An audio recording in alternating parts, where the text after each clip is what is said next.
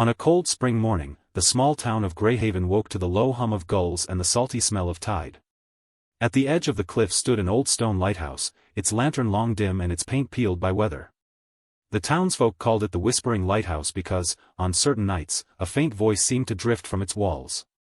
Eli, a 17-year-old caretaker, had just taken over the duty of watching the light. He spent his evenings polishing the glass, lighting the wick, and listening.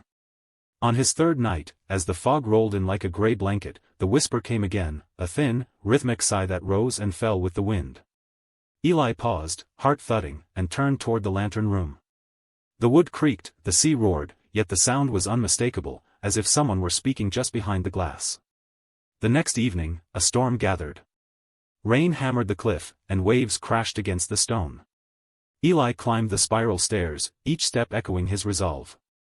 The whisper grew louder, now a soft chant, layered with the howl of the gale. He reached the lantern, pushed the door open, and stepped into a swirl of wind and rain. Inside, the source revealed itself, a rusted iron cage, half buried under seaweed, swaying with the motion of the tower. Inside the cage lay a battered wooden chest, its lid cracked open. A pile of old letters fluttered out, their ink smudged but legible. They were old log entries from a ship that had wrecked off Greyhaven a century ago.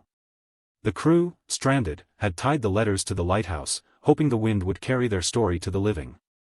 Eli gathered the papers, feeling the weight of lost voices settle around him. He took the letters to the town square, where the mayor read them aloud.